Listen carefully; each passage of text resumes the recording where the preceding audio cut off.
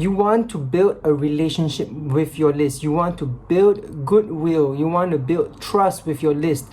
And when you have those things, when you finally decide to sell them something, the chances of them actually saying yes goes way up higher. You give yourself a way better chance at making a sale. And that's because people already know, like, and trust you. Does that make sense? Hey, what's up YouTube? It's Lucas back with another video with you guys, and in the previous video I was talking about how you can create a lead magnet and how you can create a very simple landing page on ClickFunnels to start collecting your emails, right? So what is the next natural step as a digital marketer? The next natural step, if you haven't figured it out yet, it is to create a email sequence, right? It is to create an email sequence. Now you might be thinking, I know what you guys are thinking, is email marketing still worth the effort, still worth the time to create in 2020?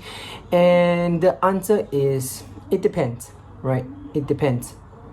And the reason I say that it depends is because of these two things. See, there are a few ways that you can approach email marketing. First is you can be the type of email marketer that sends daily emails which are nothing more than just sales letters and sales letters and sales letters. All you do is spam your email list with sales offers. I'm sure you guys know what I mean. And what do we usually do with these emails? Number one, there are a few things that can happen. The first is that you just ignore them. They end up in your promotion box. You ignore them. Second is you just unsubscribe. And yeah, so that is one of the reasons why you hear many people saying that, oh, email marketing is not working anymore, email marketing is something of the past, email marketing sucks, yada yada yada yada yada. And chances are, if you hear anybody saying it doesn't work, it's because they are doing those things. So the way you should approach email marketing instead is by doing this. You want to build a relationship with your list. You want to build goodwill. You want to build trust with your list. And when you have those things, when you finally decide to sell them something, the chances of them actually saying yes goes way up higher. You give yourself a way better chance at making a sale. And that's because people already know, like, and trust you. Does that make sense? So one of my favorite quotes by this really amazing internet marketer, he's been around, he's one of the most legit persons out there. His name is Franken, and he always says that the money is never in the list. The money is not in the list, but the money is in the relationship you have with the list. Does that make sense? Now, just before I go into giving you the tips, the do's and don'ts of writing an email sequence, I just want to share a really quick story with you guys. So if you guys don't know yet by now, I'm actually a huge fan of Russell Brunson. And in one of his podcasts, he has this really amazing podcast. It's called the Marketing Secrets Podcast. And in one of the episodes, the title was Write Yourself a Swimming Pool. Right, so how did this story came about? It was from one of his original mentors. His name is Dan Kennedy. And Dan Kennedy always had this saying that, you know what, if you want to buy something, don't pay for it. Just send the bill to the herd. You want a new car? Send the bill to the herd. You want a new house? Send the bill to the herd. Now, what does he mean by a herd? Now, herd in this context is the email list. Herd in this context is the email list. And so Russell Brunson, so there was once during Christmas, and when Russell Brunson just got married with his wife Colette, it was during the Christmas period, and his wife Colette said that she wanted to buy a new couch. This couch was I think $3,600, and Russell Brunson did not have the money for that. So remembering what Dan Kennedy said, what he did next was he created a really quick offer. He named it the Grinch sale, and he quickly put together an email, and he blasted out. He called it he was I can't remember what exactly he was selling, but inside the email he also mentioned that, you know what, the reason he is doing this is because he wants to buy this piece of furniture for Christmas for his wife. And what happened next was he made over $36,000 just by sending one email. Now, here's the key thing. Here is the key thing. Now, if you're thinking, if what you are thinking right now is, oh, that means I just need a huge list and I just need to keep sending them sales letters like this, I need to stop you there, because that's not how it works. You need to understand that Russell Brunson spends a lot of time nurturing his list, to get people to know, like, and trust him. The key reason why he was able to do this was because the people on his email list already knew, liked, and trust him. And that is why when he sent out that email, overnight he got over $36,000 to buy that couch. And people were sending in emails saying that, you know what, I don't really need this product, but I'm just buying it so I can support you. Go get that furniture for your wife, and all sorts of things. And that is what you should be aiming for. You should be aiming to have a really good relationship with everybody on your list. So when you need to make a sale, you know that there is a much higher chance of getting the sale itself. Is that making sense to you guys so far? Alright, so with that said, let's dive into the 8 things that you want to do when writing your email sequence. Okay, right. So without further ado, let's dive into the 16 autoresponder do's and don'ts. So number 1, you want to give subscribers what you promised. If you say you give new subscribers a free report or a case study or video, provide an easy to use download link so they can instantly get their free gift. You don't want to end up having people opt in but you're not delivering, and this is an immediate red flag, and chances are it's going to be a very difficult task to earn their trust back, right? So number 2, you want to add some personality to your message. Autoresponders don't need to be boring. Spice them up by using your own voice and personality in your message. Be funny, quirky, and interesting. And as long as it fits your brand, you can have fun with it. Number 3, help your audience get to know and trust you. Now, with each message, reveal a little glimpse into who you are and like what you stand for, so that it's kind of like getting to know a person, but this is through email, right? It gives your character a little bit more depth rather than just being a brand per se. So, number 4, become a fantastic teacher. Your emails don't have to be, lengthy or fancy, but they do need to be useful to your subscriber. If possible, teach your subscribers something in every autoresponder message you send. And I think this is one of the most important things that you can do, because if you can consistently provide value, or if your subscribers can, from every email that you send, if they can learn just a small thing, then it provides them, it trains them to keep reading your emails, and that would help very much with your open rate. So number 5 is to have open a two-way conversation, right? And this is important because you want to invite your subscribers to respond to your emails or join the discussion on your website, or if you have a Facebook group, right? Ongoing discussions can help turn your subscribers into your biggest advocates. And also, one of the very important reasons why you want to have a two-way conversation is because it's only when you have conversations with them you unlock new insights, you unlock key information about the people you are serving. For example, you are trying to help somebody lose weight. Now, you've given them the weight loss plan, you've given them the workout regime, but they are still not seeing results. And it's only in like two-way conversations where you can actually find out what the real problem is, and then can you only go in and help them solve that problem. Does that make sense? So number 6 is to share other ways to connect with you.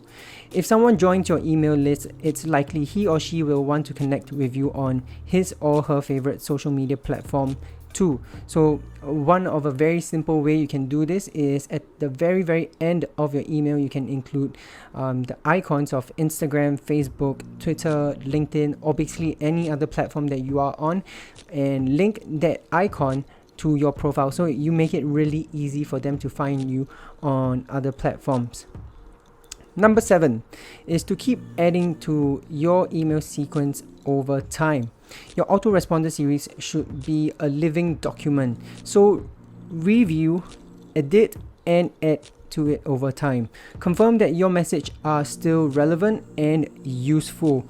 And this is especially so if you are in this for the very long run. Can you imagine if I wrote this email in 2020 and it was if I was talking about the coronavirus, and let's say somebody opts in like in 2025 and the first email they receive is about the coronavirus, that's gonna be, that's a stretch, but you never know. Some people might really miss out on that part, and when somebody actually reads it, they would immediately know that this was pre-written and this is dated content, and from there it's a huge red flag for them to stop reading whatever you send.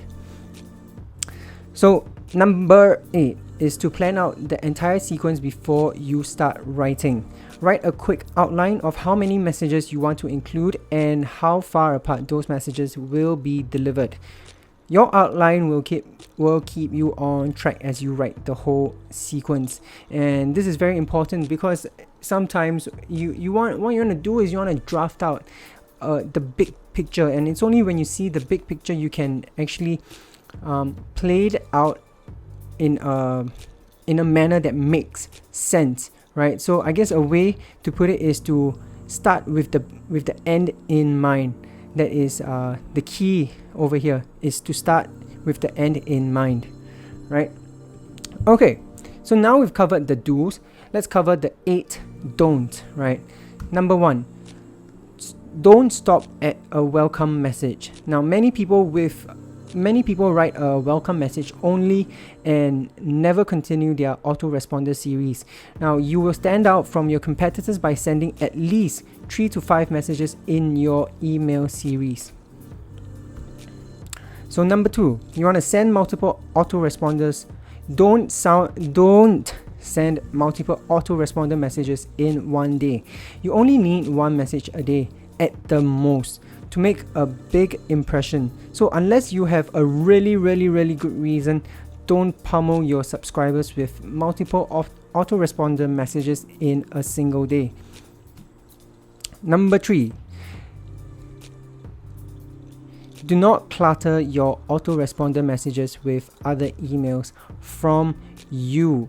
Set up your series so people don't get your newsletters or content notification on the same day as your autoresponder emails. Number 4, don't stress about people who unsubscribe. People who opt out of your autoresponder series aren't a good fit for you and your business. So don't worry if people drop off your list. And in fact, if they drop out of your list, they are actually doing you a service, because now you have a very refined list of active buyers.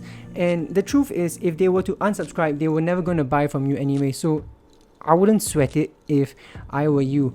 So, but here's the thing: if you find yourself having a massive unsubscribe rate, what you want to do, you might want to go back to the source of how they actually joined your list, review that source, and see if your messaging from that piece of content or email or video or whatever it is sending them the right message. And once you can solve that, you can actually solve the issue of having a very high unsubscribe rate.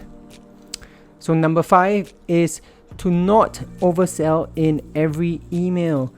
It's fine to add some relevant offers to your series, but if you turn every note into a big sales pitch, you're not going to earn the trust of your subscribers, and that's exactly what most businesses are doing. If you have not noticed, it's always, I can predict, most of the businesses out there are sending emails with headlines: get this discount coupon now, 35% off your next purchase, get 1 for 1.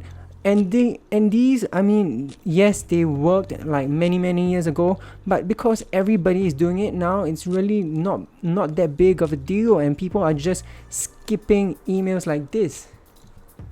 Alright, so number 6 is to not try to please everyone. If you try to write an email that fits every member of your list perfectly, you're going to have a hard time. Now, instead, picture yourself writing to your one perfect client and go from there. And I think this doesn't just apply to emails. I think this applies to a large part of your business. If you are, and you see, the thing about marketing, and in specifically speaking in direct response marketing, we have a saying that, if your target market, if you cannot identify who you are marketing to, you are marketing to no one, right? A message that is meant for everyone is meant for no one. You want to have a message that is very, it's in the direct marketing response world. Dan Kennedy has a saying that you want to have a dog whistle. Now, what this means is that, the concept of a dog whistle is there's this whistle where you blow it, where humans cannot hear it at all, but only dogs can hear it, and it's really audible to the dogs. So it's the same concept. You want to be specific, and if it makes sense to you, then right, you are my dream customer. I'm going to talk to you about that. And if you're not, it instantly repels them. And that is how you build a very, very high quality list, right? So once again, do not try to please everyone.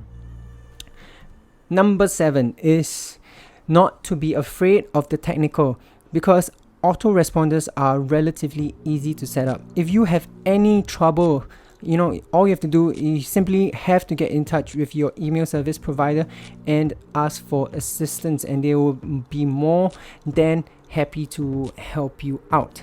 So lastly, over here is do not overshare. Do not overshare. Yes, you should add your personality to your messages, but do not use your email series as a therapy session or a chance to unload on your subscribers. Oversharing doesn't build relationships. It just scares people away. You think about it, you are going out on a first date with this really nice guy or a really nice girl, right? But if this person starts sharing you that, you know what, I have a hobby of, I don't know, some strange hobby. I like to stare at trees for many hours at one go, or I have an compulsive disorder to disinfect all the notes that I have, that kind of stuff. You don't want to do that, especially not with your email list. Does that make sense, right? So now with that said, I want to end on this video by sharing with you guys this awesome promotion that ClickFunnels is having. So if you guys don't know what ClickFunnels is, basically ClickFunnels is a software as a service that helps you build funnels that help you get more sales, more leads, and more customers. And you might be thinking, what's the difference between a website and a funnel? Now, the difference is that funnels have been proven to convert more because it gets straight to the point. It highlights the important details and highlights what's important to your customers, and therefore it helps you get more leads, customers, and sales. So right now, there is a free 14-day trial that you can claim for yourself, and with this free trial also comes extra bonuses like trainings from Tony Robbins. Russell Brunson gives you free trainings to how you can set up your own product for yourself, and you also get access to FunnelFlix. Now, what is FunnelFlix? FunnelFlix is basically, it's kind of like Netflix, but for entrepreneurs, business owners, and online digital marketers.